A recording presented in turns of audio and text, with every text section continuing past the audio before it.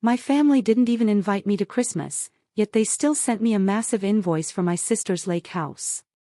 So I phoned the bank and told them, put a freeze on it. I'm done. Can you imagine opening an envelope from your own family, not a warm holiday greeting, but a chilling, $52,000 invoice for a property you never even knew you owned? Forged. By my own mother. That's when something inside me didn't just break, it snapped. This wasn't just pain, it was the culmination of a decade of manipulation, of emotional blackmail, and they had finally pushed me too far. My name is Chloe Davies, and at 29, I thought I'd seen every shade of family disappointment. But this was different. This was the ultimate betrayal. And in that moment, I made a call that changed everything.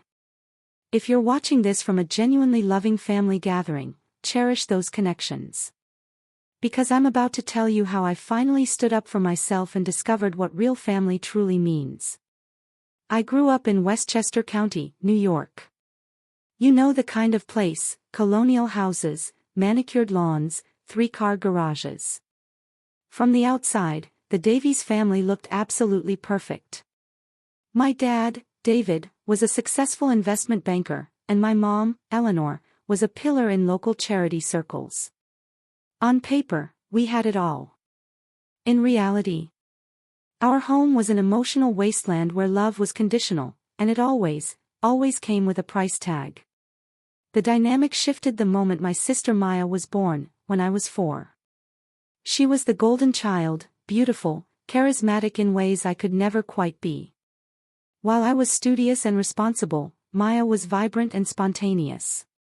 My parents adored these qualities in her but found them irritating in me. When Maya threw a tantrum, she was passionate. When I expressed a need, I was difficult. This pattern just continued. Maya got horseback riding lessons just because she wanted them. I had to maintain straight A's just to justify a modest request for piano lessons. For her sweet 16th, Maya got a lavish party. For mine, I got a practical gift and a lecture about appreciating practicality. Despite it all, I worked relentlessly. I graduated at the top of my class, earned a scholarship to Cornell, and double majored in economics and business. While Maya dropped out of 3 different colleges, I was landing prestigious internships and building my resume.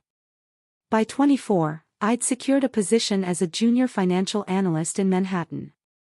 By 27, I had my own apartment, a healthy 401k, and was completely self-sufficient. But my independence came at a cost. Every family gathering became an opportunity for subtle jabs about how I was too career-focused or materialistic. The irony wasn't lost on me, you know. My parents, who measured success in luxury properties and country club memberships, criticized my ambition while simultaneously exploiting it. The exploitation started small. Chloe, could you help Maya with her rent this month? Could you loan Dad money for a business venture until his next commission? Could you contribute to Mom's charity gala since you're doing so well? Each request came wrapped in the promise of family unity. Each time I complied, the requests grew larger. 3 years ago, I paid off Maya's $12,000 credit card debt after she tearfully promised to be more responsible. 6 months later, she maxed it out again on a luxury vacation to Bali. When I expressed my frustration, my mother pulled me aside, explaining that Maya just experiences life differently, and reminded me how blessed I was to have financial stability. Last year, I covered my parents' property tax bill when they claimed to be a little short, despite purchasing their Hamptons vacation home that same month. When I questioned this, my father reminded me they'd sacrificed everything for my education, conveniently forgetting my scholarships and the student loans I had only recently finished paying off. Despite these incidents, I still craved their approval. This past October, I made another attempt. I suggested a family weekend in Manhattan, my treat. I reserved a suite at a boutique hotel, secured tickets to a Broadway show Maya had mentioned wanting to see, and made reservations at an exclusive restaurant. The weekend was pleasant enough, though my mother spent most of it critiquing my apartment, and Maya monopolized conversations with dramatic stories about her latest boyfriend. After that weekend, tensions with Maya escalated. She began calling me at work with financial emergencies and sending passive-aggressive texts when I couldn't immediately respond. Meanwhile, my parents increased their not-so-subtle comparisons, always framing Maya's financial irresponsibility as living life to the fullest, while my stability was somehow a character flaw. As November rolled into December, I found myself both dreading and longing for the holidays. Despite everything, I'd already bought thoughtful gifts for everyone and was mentally preparing for the familiar dance of seeking approval while setting boundaries. I had no idea that this Christmas would be different in the most painful way possible. The realization came on December 15th. An ordinary Wednesday that turned into anything but during my lunch break. I was scrolling through Instagram when I saw it, my cousin Olivia's post. My entire family gathered around a Christmas tree at my parents' home. Early Davies family Christmas. So blessed to have everyone together. The caption read, "Everyone, except me." I stared at my phone, trying to process it. There was my father carving a turkey. My mother arranging presents. Maya laughing with our aunts, uncles, cousins, grandparents, even distant relatives. I barely recognized everyone. The celebration had happened the previous weekend, and I hadn't received so much as a text. With shaking hands, I called my mother. She answered on the fourth ring, her voice artificially bright. "Oh, Chloe, how are you, sweetheart?" "Mom," I started, trying to keep my voice steady. "Why wasn't I invited to the family Christmas last weekend?" A pause. "Oh, that. Well, it was very last minute, darling. We knew you're always so busy with work, and Maya mentioned you'd told her you had plans." I had told Maya no such thing. When I pointed this out, my mother sighed dramatically. "Chloe, please don't start. It was just a casual gathering. Nothing formal. You know how Maya gets when she feels overshadowed by you. She's going through a difficult time right now, and we didn't want to create any tension. You understand, don't you, sweetheart? You've always been our strong one." Being the strong one was code for the one we can dismiss without consequences. Before I could respond, she added that they would see me on Christmas Day for the real celebration. The invitation felt like an afterthought, a bone thrown to pacify me. Later that evening, Maya sent a series of texts. "Sorry you missed the party. Was so fun. Mom said you were busy anyway. By the way, can you help me pick out Mom's gift? I'm thinking jewelry, but need your dollar input. LOL." No acknowledgement of the exclusion, no genuine apology, just another request for money disguised as sisterly bonding. That night, I lay awake replaying years of similar incidents. The family vacation to Cancun I discovered through Facebook photos. My graduation dinner where everyone was 3 hours late because Maya had a minor crisis that required immediate family attention. My promotion celebration that was cut short when Maya called crying about a breakup. By morning, I had made a decision. I texted my mother that I wouldn't be joining them for Christmas Day after all. I had made other plans. What plans could be more important than family? She responded immediately. Family. The word had become so hollow. I didn't answer. Instead, I called my friend Sarah, who had been inviting me to join her family's holiday celebrations for years. Unlike my biological family, Sarah's parents always treated me with genuine warmth. They asked about my work and actually listened. They remembered details about my life without keeping score of what I could do for them. "Of course, you can join us," Sarah said without hesitation. "Mom always sets a place for you anyway. You're family to us, Chloe." The contrast between this immediate acceptance and my own family's calculated exclusion brought tears to my eyes. In the days leading up to Christmas, I threw myself into creating new traditions. I helped Sarah's family decorate their tree. I baked cookies using her grandmother's recipe. I wrapped thoughtful gifts for people who actually valued my presence, not just my presence as an open wallet. For the first time in years, I felt the genuine warmth the holiday season was supposed to bring. Meanwhile, my phone buzzed with increasingly manipulative messages. My father called to say I was breaking my mother's heart. Maya alternated between guilt-tripping texts and demands for shopping advice. Relatives I barely spoke to throughout the year suddenly had opinions about my selfish decision. The only message that didn't feel toxic came from my Aunt Carol, my father's sister, who had always been something of an outsider herself. "I heard you're not coming for Christmas," she said when I answered her call. "Smart girl. I wanted to let you know that the casual gathering was planned 3 months ago. I saw the invitations when I was at your parents' house in September." The confirmation of their deliberate exclusion stung, but also provided clarity. And Aunt Carol went on to share some family gossip that suddenly made the timing suspicious. "Maya's been struggling with her finances, you know, after that big investment that went south. Your parents have been scrambling to figure out how to get her a share in a new lake house without dipping into their Hamptons renovation fund."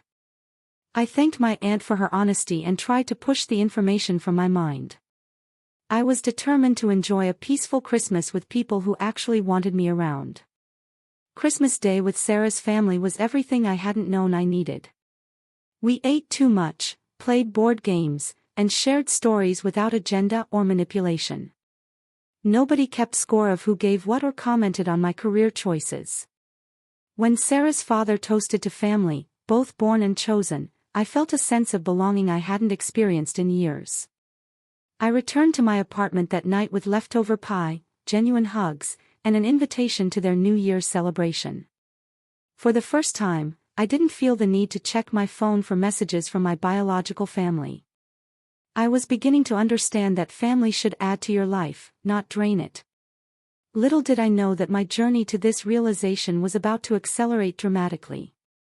January arrived with New York's typical post-holiday gloom, gray skies, dirty snow, and the collective hangover of returning to normal life. After the festive season, I threw myself back into work, finding comfort in spreadsheets and projections that behaved according to logical rules. Unlike family dynamics. 3 weeks after Christmas, I was beginning to feel like myself again. The hurt of the exclusion had faded to a dull ache, and I was focusing on my New Year's resolutions, setting better boundaries, prioritizing genuine relationships, and finally taking that financial certification course I'd been postponing. Then the envelope arrived. It was Thursday evening when I collected my mail. Among the usual bills and flyers was a thick manila envelope with my parents' return address. No note, just my name and address in my mother's elegant handwriting. Curious, I opened it while riding the elevator to my apartment. Inside was a stack of papers. The first page was an invoice for $52,000 from Lakeside Properties Group. The purchaser, Maya Davies. The co-investor, Chloe Davies. I almost dropped the papers in shock. Below the invoice was loan documentation for a fractional share in a new lake house with monthly payments of $1,138 for 60 months. My signature appeared on the co-investor line. A signature I had never provided. My hands trembling, I fumbled with my keys and barely made it inside my apartment before collapsing onto my couch. I flipped through the remaining papers, deed details, maintenance agreements, and a handwritten note from Maya. "Thanks for helping with the new lake house share. My old investments were a bust and I needed a real asset. Mom and Dad said you'd understand since you're doing so well. Payment details attached. First one due February 1st, love you, sis. Zoxo." The casual entitlement of the note made my stomach turn. I immediately called my parents, my heart pounding in my chest. My father answered on the second ring. "Chloe, did you get the paperwork we sent?" "Dad, what is this?" I demanded. "I never agreed to co-invest in Maya's lake house share." That's not my signature. Now, Chloe, he said in the patronizing tone he perfected over the years. Don't be dramatic. We knew you'd want to help your sister. She's been through a trauma with her past financial decisions. The trauma that was her fault because she was so irresponsible with her money, I countered, recalling Aunt Carol's revelation. That's beside the point. She needs a stable asset for her future. The lake house will provide that. What future? As far as I knew, Maya hadn't held stable investments in years. She has a new financial plan next week, he admitted. But she needs to make a good impression. The lake house will help with that. The absurdity of the statement would have been comical if it weren't so infuriating. Dad, someone forged my signature. That's fraud. My voice was barely a whisper now, filled with disbelief. I never agreed to this. Your mother signed for you, he said dismissively. We knew you'd be difficult about it, but family helps family. You make more than enough to cover the payments. I was speechless. The casual admission of fraud, the assumption that my income was theirs to allocate, the complete disregard for my autonomy. It was breathtaking in its audacity. This is illegal, I finally managed. I'm not paying for Maya's lake house share. Don't be selfish, Chloe. After everything we've done for you, I hung up. Within minutes, my phone exploded with texts from Maya. Dad said you're being difficult about the lake house. I need this investment, Chloe. You're so selfish. You don't even have a lake house, so why do you care?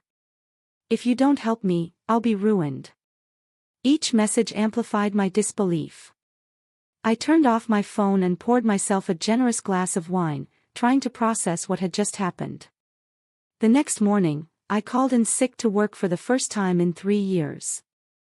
I needed to understand exactly what I was dealing with. A quick online search confirmed my suspicions.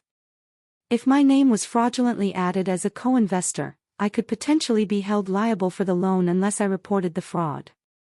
With growing unease, I logged into my bank accounts to make sure no unauthorized transactions had occurred.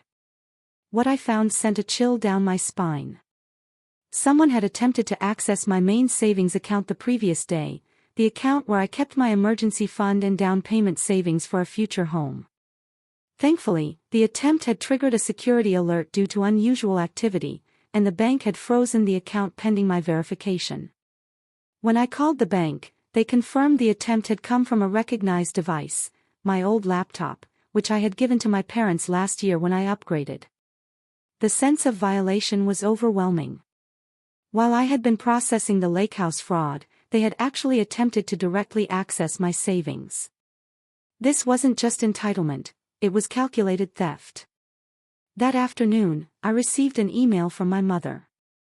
Chloe, your father is very disappointed in your reaction. Maya is heartbroken that you would abandon her in her time of need. As your mother, I must say, I raised you better than this. Family stands together.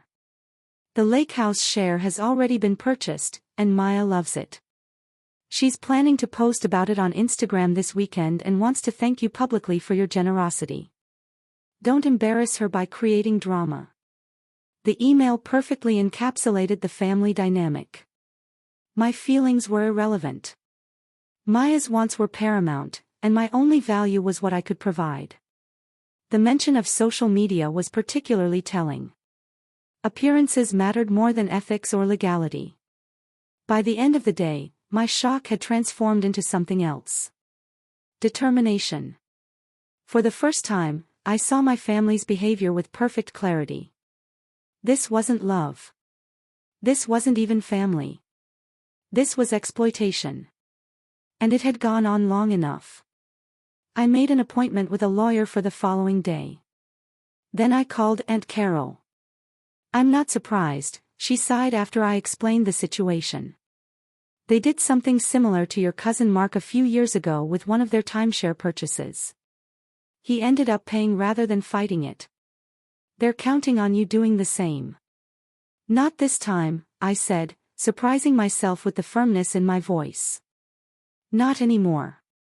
The lawyer's office was in a converted brownstone in Midtown, warm wood interiors contrasting with the January chill outside. Natalie Hoffman, the attorney Sarah had recommended, reviewed the documents with a practiced eye, her expression growing increasingly concerned. "This is textbook fraud," she said, finally, removing her reading glasses.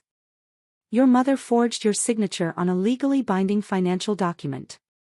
The fact that she's your mother doesn't make it any less criminal." "What are my options?" I asked, clutching my coffee cup for warmth. "You have several, none of them pleasant," she replied candidly. "You can report the fraud to the police, which would likely result in criminal charges against your mother. You can report it to the bank and property group as fraud without pressing charges, though they might pursue their own action. Or you can pay for a lake house share you never agreed to buy." Put so bluntly, the choice seemed obvious. Yet decades of conditioning made me hesitate. If I report the fraud, what happens to the lake house share? Most likely, it will be foreclosed upon, or your sister will lose her share. Unless your sister or parents can qualify for the loan without you.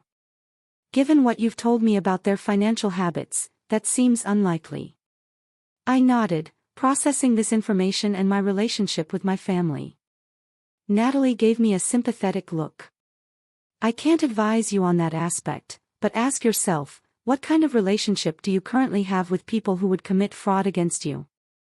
It was a fair question, and one that haunted me as I left her office with a clear legal strategy, but an emotional maelstrom. When I turned my phone back on, I had 17 missed calls and 36 text messages. My father had escalated to threats. "If you pursue this fraud nonsense, you can consider yourself cut off from this family permanently. Your mother is beside herself with your ingratitude." Maya had alternated between rage and manipulation. "I already showed everyone our new lake house. How could you do this to me? I told you about the new financial plan. I need to make a good impression. Remember when I covered for you when you nearly ruined Dad's reputation? You owe me." I had never nearly ruined our father's reputation. The fabricated leverage was almost impressive in its desperation. Even extended family members had been enlisted. Cousins I spoke to maybe once a year were suddenly messaging me about family loyalty and helping those in need. Uncle Robert, my father's brother and business partner, called to remind me that family disputes should stay private and suggested I was being overly legalistic about a simple misunderstanding. The coordinated pressure campaign only strengthened my resolve. I forwarded everything to Natalie and followed her advice to document all communications while limiting my responses. That evening, my boss, Maria, called. I had returned to work, but had been distracted, my usual precision noticeably absent. "Chloe, is everything all right? The Wellington presentation seemed off today. And that's not like you." I hesitated, then decided on honesty. "I'm dealing with a family situation. My parents forged my signature on a lake house loan for my sister. I'm working with a lawyer to address it." The silence on the other end lasted several seconds. "I see," Maria finally said. "That's significant. Do you need some time off?" "No," I said quickly. "Work is actually helping me stay grounded, but I might need a flexible schedule for some legal appointments." "Of course. And Chloe, don't let anyone take advantage of you, family or otherwise. I learned that lesson the hard way." The unexpected support from my boss contrasted sharply with my family's behavior. It reinforced what I was slowly coming to understand: respect wasn't determined by blood relation. 2 days later, I discovered that someone had attempted to access my investment accounts. The attempt failed due to two-factor authentication, but the pattern was clear. I immediately changed all my passwords and security questions, removing any information my family might know. Then my mother called. "Chloe Elizabeth Davies," she began, using my full name as she always did when laying on guilt. We need to discuss this lake house situation like adults. Your father and I are hosting dinner tomorrow night.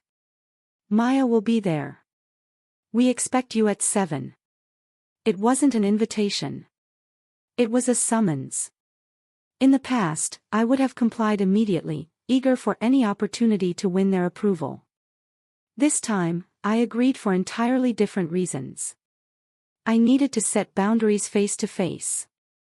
The next evening, I arrived at my parents' house exactly on time. The familiar colonial looked the same as always, perfectly maintained, impressively imposing, and utterly cold. Through the front window, I could see Maya's new lake house share documents conspicuously displayed on the coffee table, while my parents' investment portfolios were tucked away in the safe. My mother answered the door with an air kiss that didn't quite reach my cheek. Finally ready to be reasonable, she asked, leading me to the dining room where my father and Maya waited. Maya was scrolling through her phone, barely looking up when I entered. My father stood by the fireplace, tumbler of scotch in hand, his expression a practiced blend of disappointment and authority.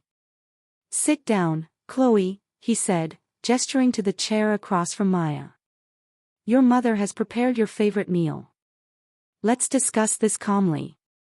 My favorite meal was actually Maya's preference. I had disliked beef stroganoff since childhood, a detail they had never bothered to remember.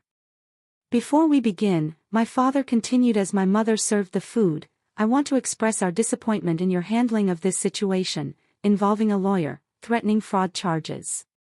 This isn't how our family operates." "How does our family operate, Dad?"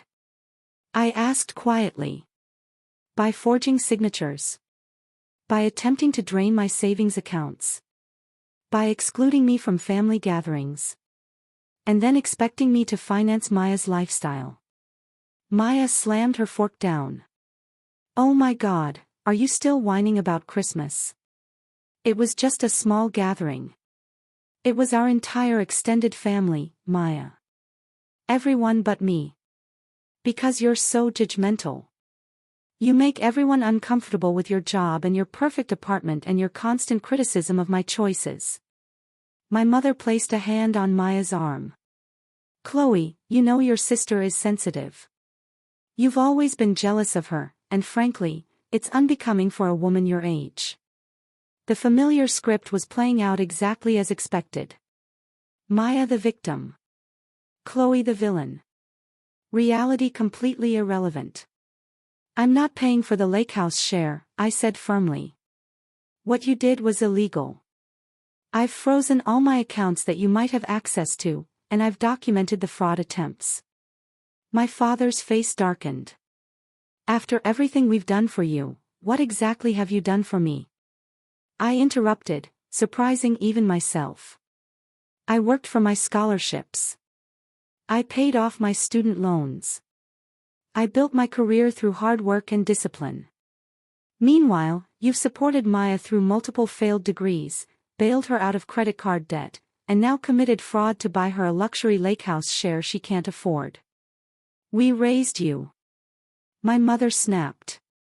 "We gave you a home and education opportunities. That's literally the minimum legal requirement of parenthood," I countered. "And you've been making me pay for it ever since. As if I should be eternally grateful for basic parental responsibilities." Maya, always quick to escalate, stood up so abruptly her chair tipped over. "You think you're so much better than everyone. Newsflash, Chloe, nobody likes you. Even your boyfriend left because you're a cold, calculating." My ex-boyfriend had actually left because he'd been cheating with Maya, a fact they didn't know I was aware of. The casual cruelty was illuminating. These people weren't just taking advantage of me financially. They actively disliked me while simultaneously expecting me to fund their lifestyle. "If you don't pay for this lake house share," my father said, his voice dangerously quiet, "you're no longer part of this family. No more holidays, no inheritance, no connection to the Davies name." The threat that would have once devastated me now felt almost liberating. "You're asking me to choose between $52,000 for a lake house share I never agreed to buy, and a family that commits fraud against me, attempts to steal from me, and treats me with consistent disrespect. I stood up, napkin placed neatly beside my untouched meal. That's not actually a difficult choice. As I walked toward the door, my mother called after me. Maya needs that lake house share. What is she supposed to do? I turned back one last time. The same thing I did when I wanted to invest in property. Buy a share she can actually afford.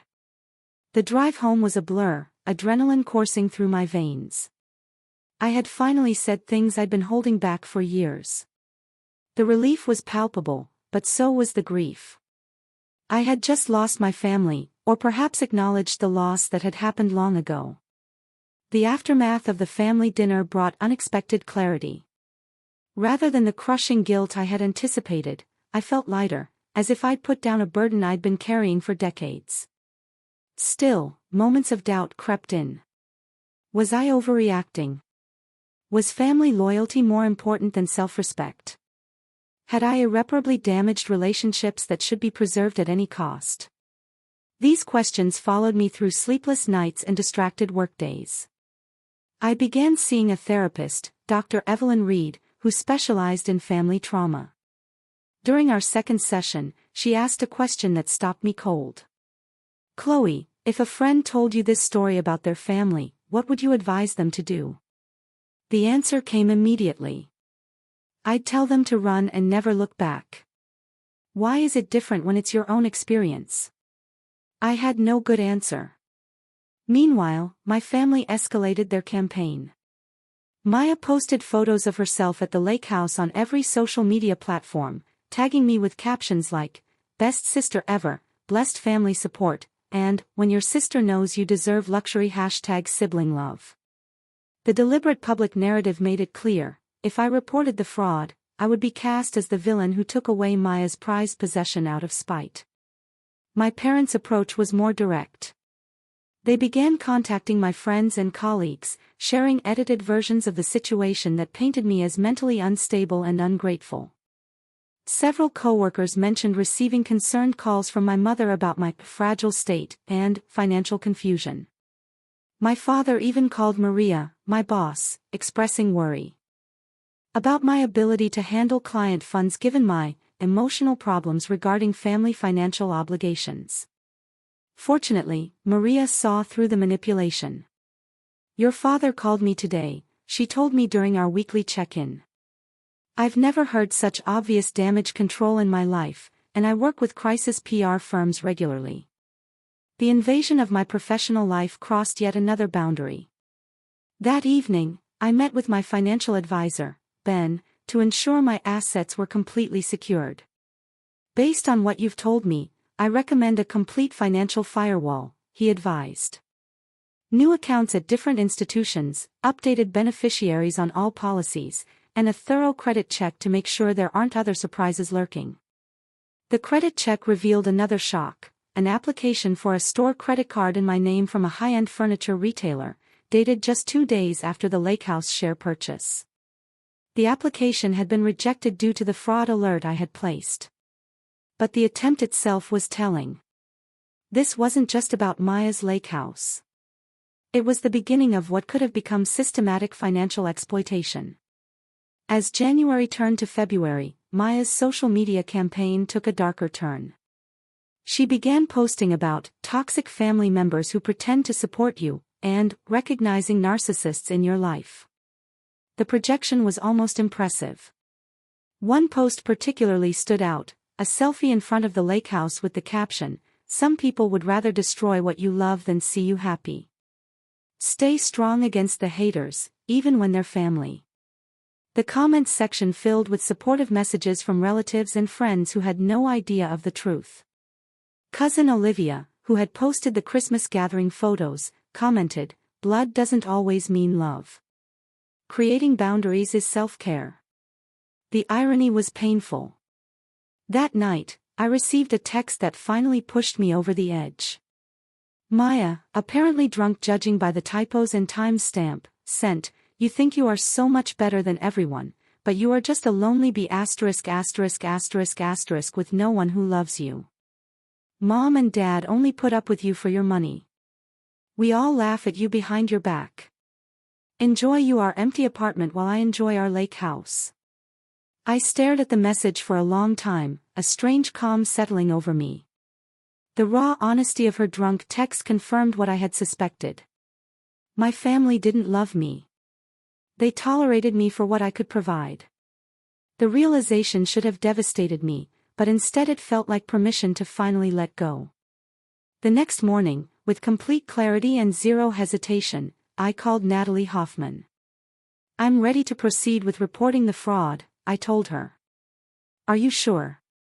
Once we start this process, it will be difficult to reverse. I'm sure, I said. They've left me no choice. Then I called the bank that had financed Maya's lakehouse share. My name is Chloe Davies, I said when I reached the fraud department. I need to report a forged signature on a property loan.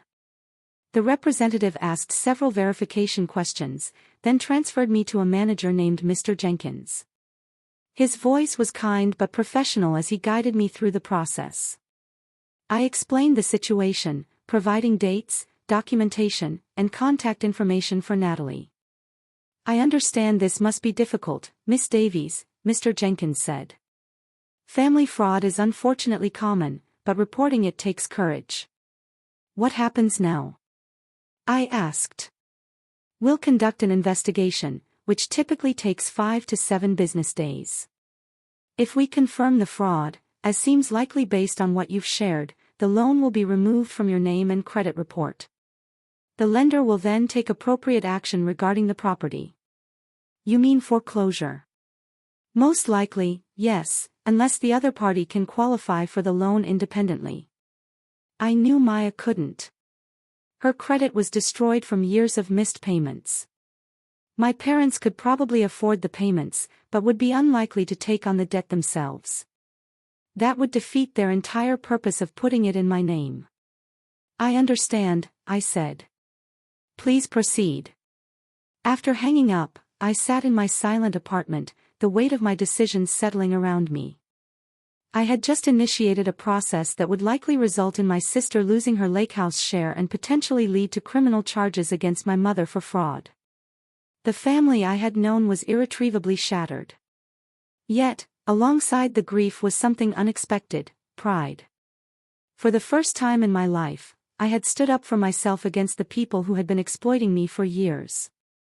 The cost was high, but the alternative, continuing to be their financial and emotional hostage, was no longer acceptable. I picked up my phone and texted Sarah. I did it. I reported the fraud. Her response came immediately. I'm so proud of you. Want to come over for dinner? Dad's making his famous lasagna. I smiled through tears. Family, real family, was still possible, just not with the people who shared my DNA. The bank moved faster than expected.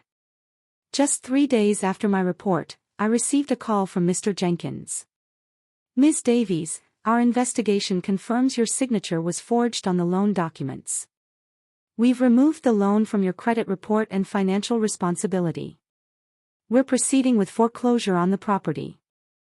How soon will that happen? I asked, my stomach tightening despite my certainty that I was doing the right thing. The foreclosure process has begun. It could be today, tomorrow. They don't provide specific timing for obvious reasons. I thanked him and hung up, bracing myself for the fallout. It came even sooner than I anticipated. Less than 2 hours later, my phone exploded with notifications. Maya was calling repeatedly, leaving increasingly hysterical voicemails between texts. They took my lake house. How could you do this to me? I was just about to plan a party there. You ruined my life. I didn't respond. Instead, I blocked her number. Something I should have done weeks ago. My parents were next. My father's voice, usually so controlled, shook with rage in his message. What you've done is unforgivable. Your mother is in tears. Maya is devastated. I never thought my own daughter could be so vindictive and cruel. Don't bother calling back. You're no longer welcome in this house. I blocked their numbers too, then methodically went through my contacts, blocking every family member who might serve as their proxy. It felt like cutting off limbs, but also like excising a cancer. Social media became a battlefield. Maya posted a tearful video about her lake house being taken away due to family betrayal, carefully crafting a narrative that portrayed her as the victim without mentioning the fraud. Relatives and family friends commented with outrage and support, condemning the unnamed villain who had hurt sweet Maya. I deactivated all my social accounts. The court of public opinion didn't matter. The truth did. The next day, the other shoe dropped. My mother had been contacted by the bank's fraud department. Faced with evidence of the forgery and potential criminal charges, she was scrambling. Her lawyer called Natalie, floating vague offers of family reconciliation and financial restitution if I would withdraw my fraud claim. They're running scared, Natalie told me. The bank has clear evidence of forgery, which is a felony. They're hoping you'll back down to protect your mother from criminal charges. What do you advise? I asked. That depends on what you want. If your goal is justice, we continue. If your goal is separation with minimal further conflict, we could negotiate a settlement that includes a formal admission of wrongdoing, financial compensation for your legal fees, and legally binding agreements that they'll never attempt to access your finances again. I chose the latter. I didn't want my mother to go to jail, not out of love at this point, but because the family drama would never end if she became a martyr to Maya's cause. I wanted clean closure, not an ongoing saga. The settlement negotiations took 2 weeks. My parents, faced with the reality of potential criminal charges, agreed to my terms with surprising speed. They would pay all my legal fees, sign notarized admissions of the fraud, and agree to legally binding non-contact orders. In exchange, I would not press criminal charges. Throughout this process, I received unexpected support from quarters I hadn't anticipated. Aunt Carol called to tell me she was proud of me. Someone needed to stand up to them. They've been pulling these stunts for years, and everyone's been too afraid of being cut off to say anything. Even more surprisingly, my cousin Mark reached out. I heard what happened with the lake house. Just wanted you to know I went through something similar with them 3 years ago. I wish I'd had your courage. The family I thought would stand united against me was revealing cracks I'd never noticed. Other victims of my parents' manipulation who had been suffering in silence. The day the settlement was finalized, I received a text from an unknown number. It was Maya, using a friend's phone to bypass my block. You think you've won, but you've lost everything. Enjoy your money and your empty life. We're all better off without you. Her words were meant to wound, but they landed differently than she intended. Yes, I had lost my biological family. But what exactly had they contributed to my life beyond stress, manipulation, and exploitation? The emptiness I felt wasn't from their absence. It was from realizing they had never truly been present as loving family members in the first place. That evening, I met Sarah and her parents for dinner. They had become my support system throughout the ordeal, offering practical help and emotional stability without judgment. To Chloe. Sarah's father toasted, raising his glass, for having the courage to choose self-respect over appeasement. Not everyone does. As we shared a meal filled with genuine conversation and laughter, I realized I wasn't grieving the loss of family. I was grieving the illusion that I had ever had one, and celebrating the discovery that family could be found elsewhere. 6 months passed, bringing summer heat to New York and unexpected peace to my life. The legal battle with my family had concluded, the settlement enforced, and the non-contact orders maintained. My mother had avoided criminal charges. Maya had eventually secured financing for a much more modest property through my parents, and I had begun the process of healing from decades of emotional manipulation. The transition wasn't easy. There were nights I woke up panicking, convinced I had made a terrible mistake. Holidays and birthdays brought complicated emotions. Mother's Day was particularly difficult. I found myself standing in the card aisle at the drugstore, staring at messages celebrating loving mothers, feeling like an alien observing a custom from another planet. But there were surprising benefits to cutting toxic ties. My work performance improved dramatically once I wasn't constantly managing family crises. I received a substantial promotion and bonus, which I invested rather than diverting to family emergencies. My apartment, once criticized by my mother as depressingly small, became a peaceful sanctuary decorated exactly as I pleased. Most importantly, I discovered what genuine relationships felt like. Without the constant drain of my biological family, I had emotional energy to invest in friendships that had withered under the strain. I joined a book club, started taking weekend hiking trips with a group from work, and even began dating again, this time with healthier expectations and boundaries. Therapy with Dr. Reed continued weekly, then bi-weekly, as I developed stronger coping mechanisms.